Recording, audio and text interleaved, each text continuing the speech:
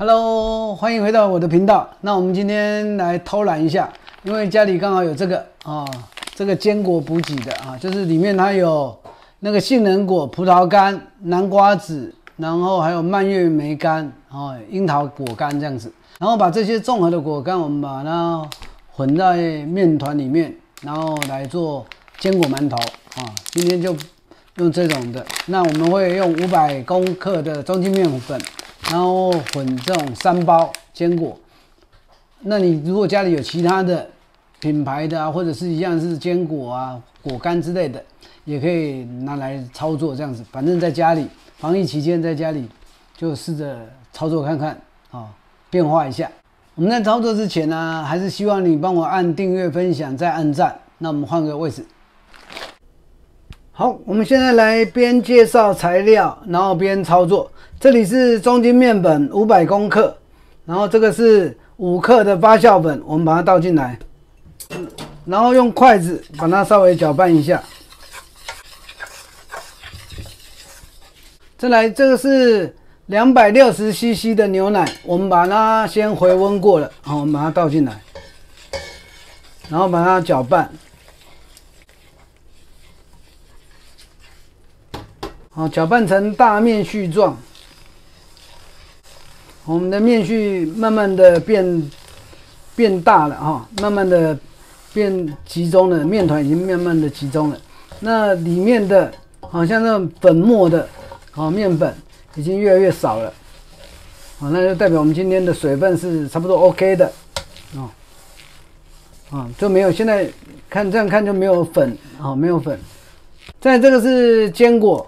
那我们等它一次发酵完，我们再做排气的动作，我们再把它加进来。那我们先把它放在旁边。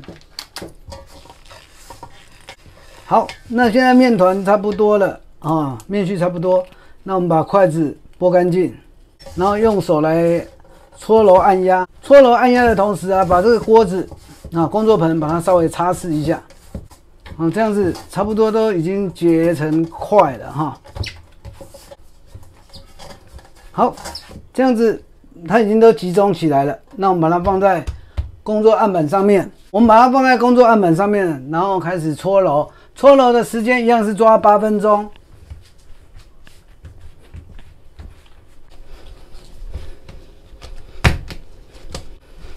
好，我们的面团已经好了。那我们把它放在工作盆里面，等待它做一次发酵。一次发酵的判断就是现在面团的2倍大。那我们盖上盖子，等一下回来。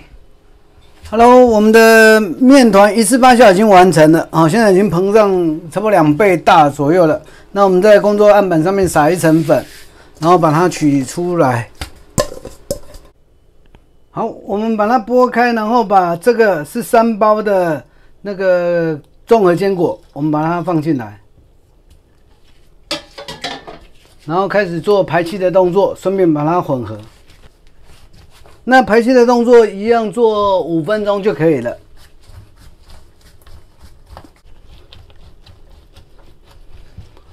好，我们的面团排气动作已经算完成了因为我们今天用的颗粒比较大坚果的颗粒比较大，所以它的表面不会非常的光滑。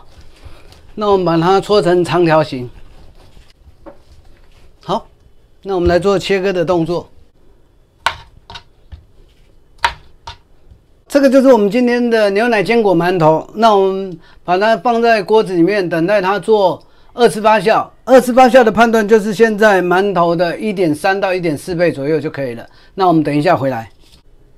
Hello， 我们的馒头已经膨胀 1.3 倍左右了。那现在表面你会摸起来是粉粉软软的那我们现在冷水入锅，然后开大火下去蒸，等它冒烟开始计时15分钟。15分钟一到，那我们关火再焖个5分钟就可以了。那我们等一下回来。Hello， 我们的牛奶坚果馒头已经蒸好了那我们拿一个来试看看咯各位可以看到像这个里面这个都是坚果像这个是整颗的整颗的。那我们把它，我们现在试看一看立刻可以弹回来。那我们把它剥开。这个里面是满满的坚果哈，那我们就是没有像那个核桃，我们没有把它碾碎，我们就整颗下来哦。那我们撕一口来吃看看咯。啊，各位可以看到，蛮绵密的，你可以吃到蔓越莓的口感啊，这味道，葡萄干，然后核桃、胡桃。南瓜子，